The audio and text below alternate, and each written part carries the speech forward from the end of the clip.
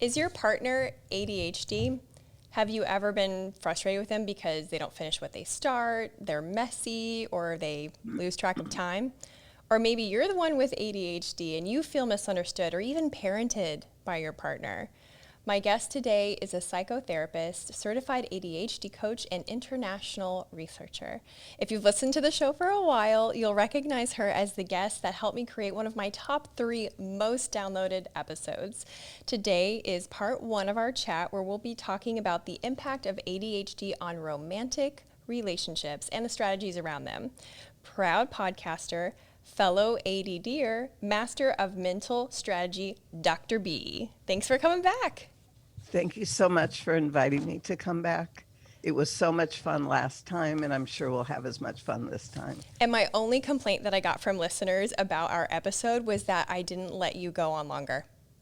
So, and your listeners have to understand that if they want me to go on longer, you got to book me for a day because I will not run out of things to share with them if we spend an entire day or 2 or 3. I agree with that. And as Yeah. a therapist, I'm sure you hear so many situations and maybe even complaints around the impact of ADHD on romantic relationships. So I would love to hear what you feel is the top complaint around the impact of ADHD on those relationships and your advice for strategies on making the most of it. Okay. So the first thing that I want to say, kind of an umbrella statement, is to all your neurotypical listeners who don't have the magnificent brain configuration that you and I and a lot of other listeners have, is do not assume that you know what something that your partner is doing means what it would mean to you. I have spent over 30 years decoding and translating for couples when I work with couples in my private practice, that they say, well, this means this, and this means this, and this means this. And it doesn't. It's a completely different language. It's a completely different set of meanings. And you really hurt your ADD partner when you assume and you say, you're being lazy, you're being this, you're being that. And they say, I'm not. I'm stuck, I don't know, or any other thing that they'll tell you, and you don't believe it and you don't buy it. I'm telling you, it's true, and you need to listen to them because they're not blowing smoke. So it's really important for me to say that first because that is just so important. And when couples fight or get in disagreements or whatever happens in their relationships, it's typically because they're not even in the same conversation and they're not even talking about the same thing. And so, how can you come to a resolution and have a peaceful, loving relationship if you're not even talking about the same thing? And so, there's certain things here that I made some notes about that are typical things that I see in relationships, and I can give tips on each one of these because I'm a speed talker and I get through all this. And I'm sure that your listeners listen fast and they like a fast pace because I want to make sure to bring as much value as I can, as I did before, in the time that we have because it's really important. So, that being said, losing track of time.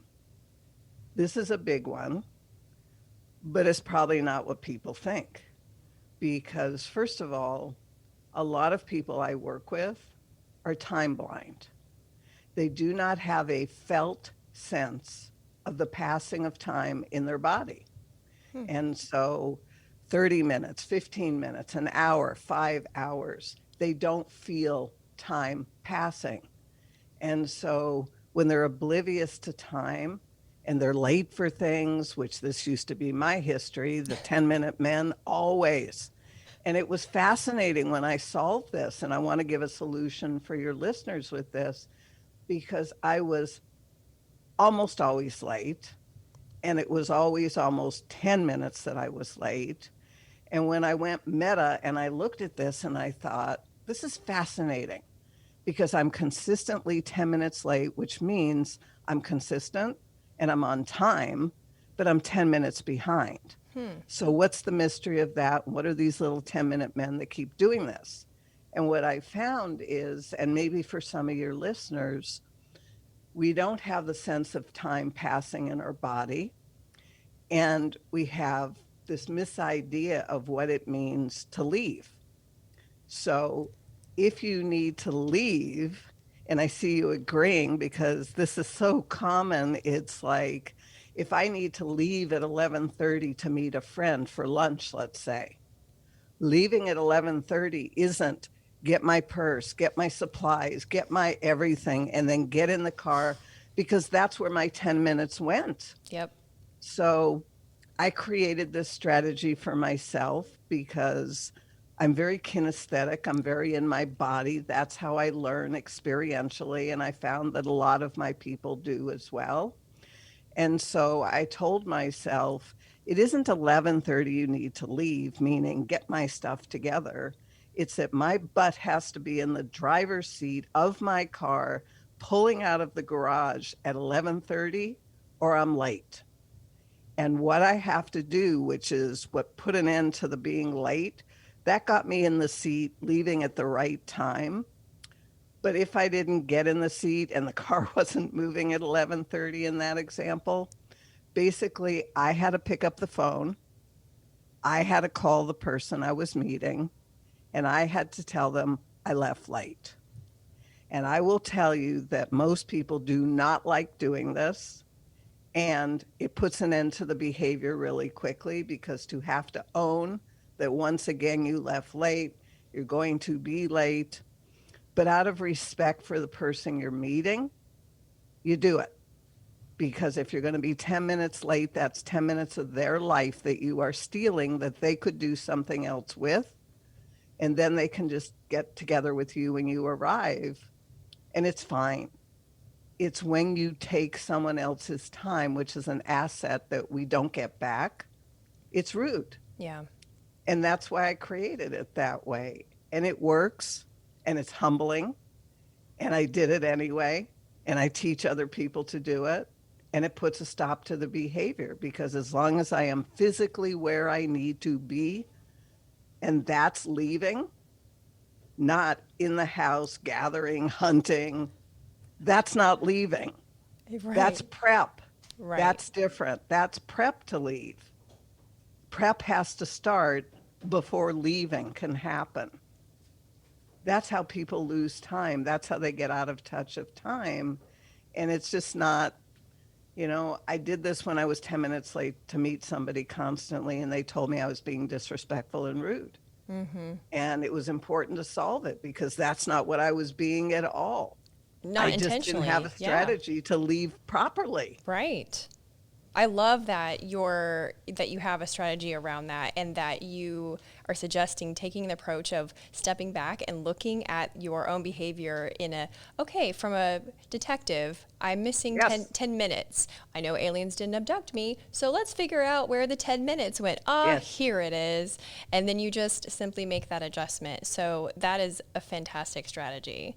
Great. What else is on the could cause a So, breakup list for all ADD right. So couples? the other one, excuse me, the other one that I have is not finishing what you start.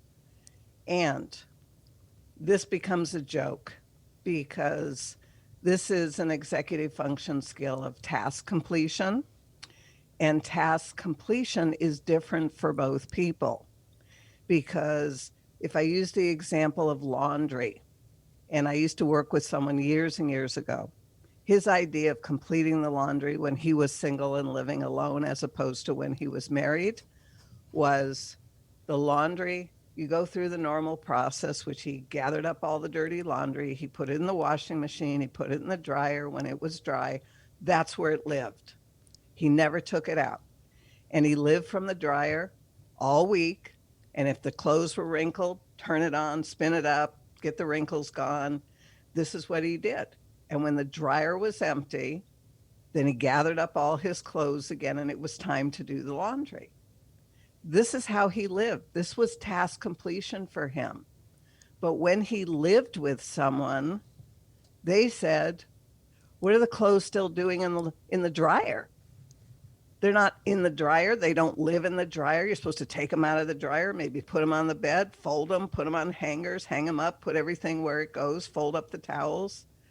That's task completion for that person, not for the person who lives out of the dryer. Because the visual for the person living out of the dryer, this was a complete task. He was done. But for the person who saw it more like I see it, and other people might see it, it totally wasn't done. I couldn't have lived with him. That would have been unacceptable. But understanding that's his visual of the task, I could have helped him if he was willing to expand his task imagery to see that the complete task for most people isn't that, and it was cut short, and he needed the whole visual. And if we did that, then we could get along. And if not, oh well, it's I going to feel be I difficult. feel like you must be a fly in the wall of my house. This is Yes, creeping me out a little bit because I'm like, oh my gosh. My husband actually has a mantra that he shares with me when he's trying to lovingly encourage me to task complete. He says, Meredith, focus and follow through, focus and follow through, like he's a coach. And you know what, right, it's so simple, and because it uses alliteration, it actually works. And I will think to myself, okay, no, I do the exact thing you said with the dishes. Like I do them in right. layers. We don't own a dishwasher, so it's a thing. And Yes, yeah, I'm like, no, they're mostly done. I'm gonna do them later. And then I hear my sweet husband's voice, focus and follow through. And it's not a parental thing. You know, he's not parenting me. It's just no, he knows how I work, and I can remember a sing song mantra. And if I'm, you know, my intentions are good, then I will follow through. If if I'm being salty, I might leave those dishes. I might make more right. dirty dishes, but that's a Absolutely, different episode for a absolutely. different day. But also the idea is not just for you, but for other couples. They really need to have conversations around what task completion is. Because again, if you're not in the same conversation and you say this isn't complete and they say this is complete, you're going to argue Yeah. instead of this is how I see the task is complete. And you might even get a good laugh because you might find out they're so different and just it's hysterical what people think the complete task is. Like make your bed. Make your bed is like pull up the covers, my bed is made. It's not smooth, nothing's adjusted, stuff's hanging out all over the place. It's not the visual that the person who wants the bed made has in mind, but to the other person, maybe a teenager, maybe a spouse, who knows, it's made because it isn't peeled back. Peeled back is peeled back unmade to them. Made is covers up. Down is not made. That's task completion for some people. And it's funny. I mean, I laugh about it because these are the things people argue about and get upset about. So, what else do I have for you? Clutter. Clutter, because some people are hoarders. It's a different animal, let's say, than clutter. Some people are collectors and they collect, but they have no boundaries in terms of their collections. So their collections kind of overtake their life, where there's some people are into crafts and they collect and they collect and they haven't even started the crafts with the things that they've collected that they're going to make things with, but they're going to use it someday because it's valuable and it's still in style and it's still all these things. But it just grows and grows and multiplies until it becomes clutter. And then it doesn't have homes because actually there's not enough space for them to give it homes. And so when I work with people, and I used to do organizing. I used to work as an organizer a zillion years ago, and I used to go to people's homes. And in some homes, there's no floor space. There's stuff you walk on because there's that much clutter. And there isn't enough space unless they're going to rent space to put everything that they have that they say that they want. So, one, the clutter might come because there's no boundaries to how many books, how many records, how many discs, how many whatever, because this is my amount of space. So this is how much stuff I can own. so that everything can have a home. But if you bypass that and you're already in clutter, you're probably going to have to size down. That means you have to be able to make decisions, and people have a hard time making decisions, which is Oh. why I teach decision making, because Hmm. most of the people I know don't know how to make decisions, and the way I was taught to make decisions is ridiculous. Pros, cons, make a decision. The old Ben Franklin way. Are you serious? My father taught me that. I can't make a decision even today if I do it that way. I need my values. I need protocol. I need criteria. I need timeline. I need all this information, and then I can make any decision that I need to make and know it's a good decision, but not Not not pro with con. pros and cons, which is what couples sometimes do. Why can't you decide? Why can't you make up your mind?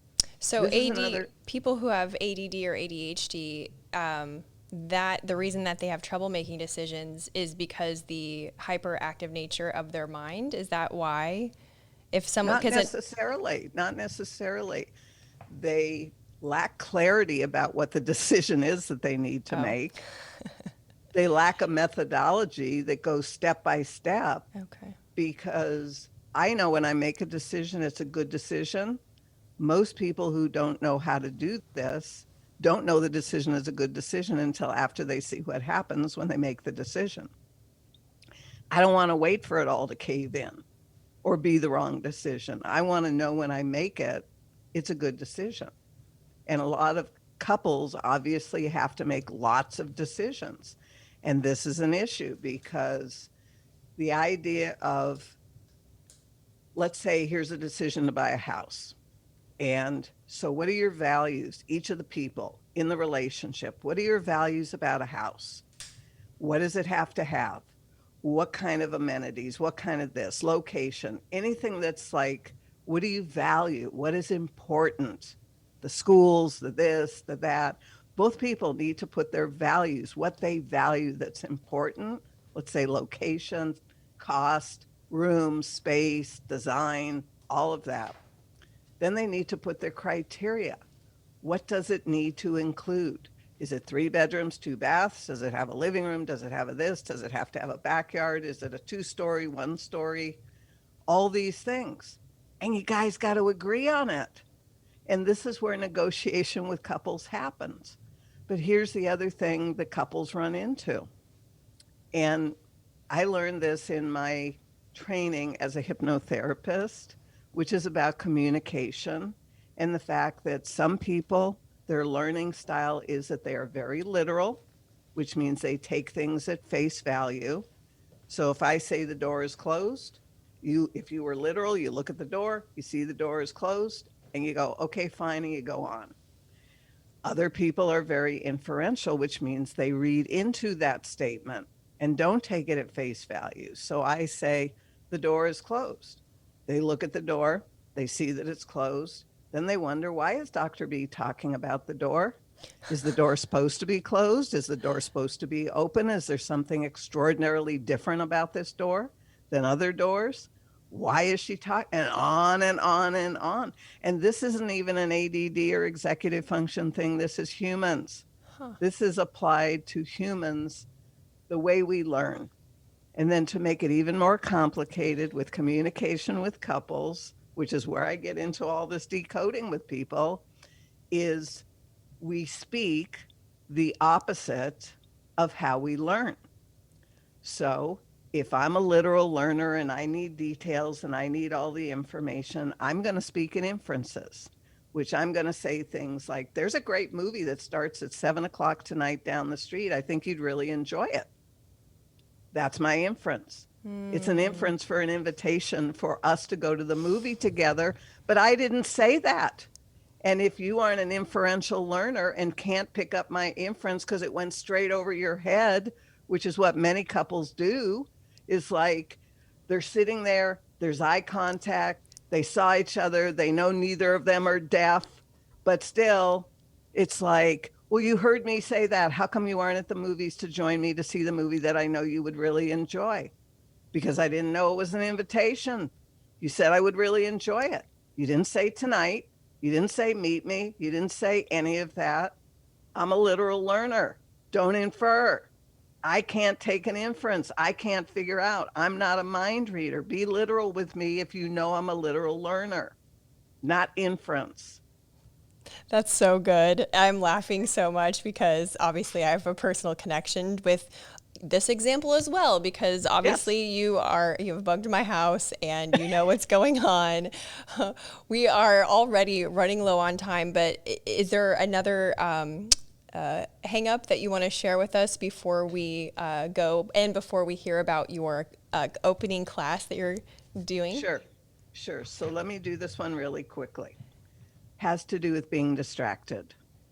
This is an issue that comes up for couples, and it often comes up with sex because you need to focus when you are having intimate relations.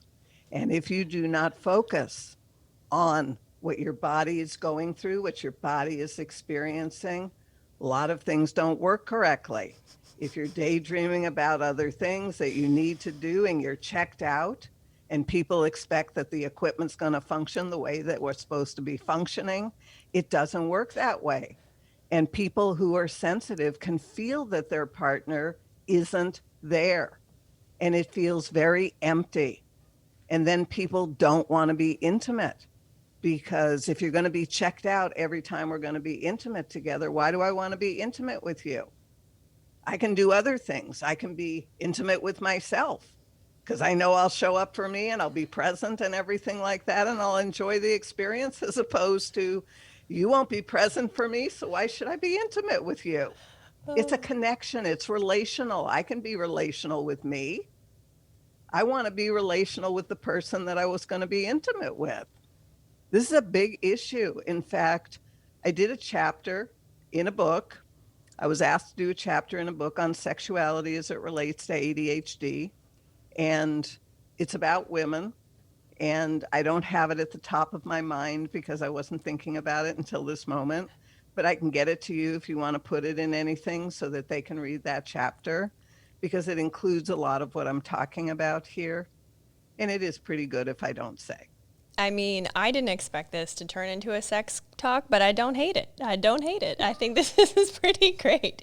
You always have such a great way of framing things. I loved with the decisions how you talked about start with your values and how every single pain point turned into an opportunity for communication and You really bet. for a greater partnership. And that's what the goal is.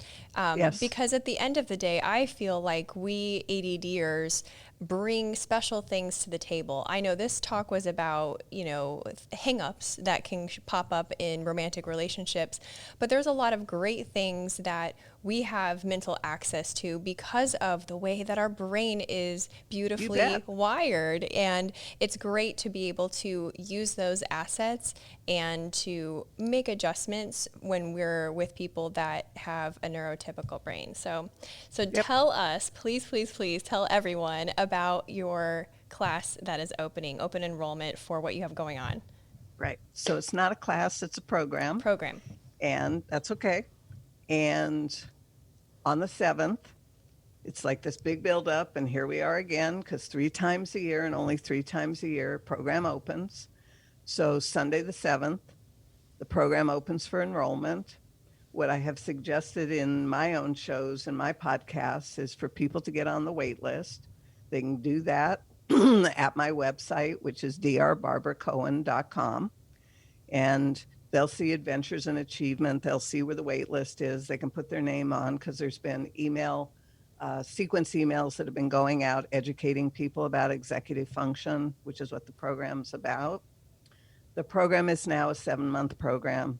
It is amazing. There is nothing on this planet or anywhere in this world like it. And I am proud that I created it. I created it out of what I know that I needed for myself, what other people needed that I've worked with over the 30 plus years of being a therapist. It's a training program, it's a coaching program, it's a community program. It is a transform your life in 7 months program. And if people think that's a bold statement, talk to me. It ain't.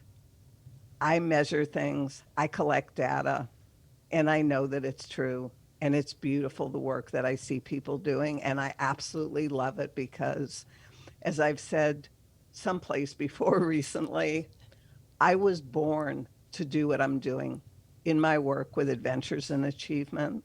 Everything I've done in my life led up to this.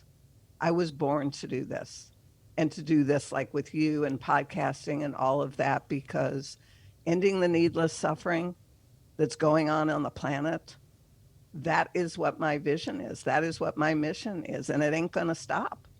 Not ever going to stop until I'm not here anymore. And I got another good 30 years as far as I can figure that I'm going to be here. So this is what I'm doing. I think it's wonderful. Now, do they go to the website to enroll in that, or? So they go to the website to get on the wait list And what's because the that'll let website? them. What's that? Can you say the website for us? Sure. drbarbaracohen.com. And if they want to go to the page on the website where the wait list is, then it's /AIA for Adventures in Achievement. Takes them straight to the page. There's a small little form. Put your information. You're immediately put into the queue to get these emails that are going out about executive function and the program. And then there's just this ton of information on the 7th to tell you everything that we are doing. And to me, it's an opportunity of a lifetime.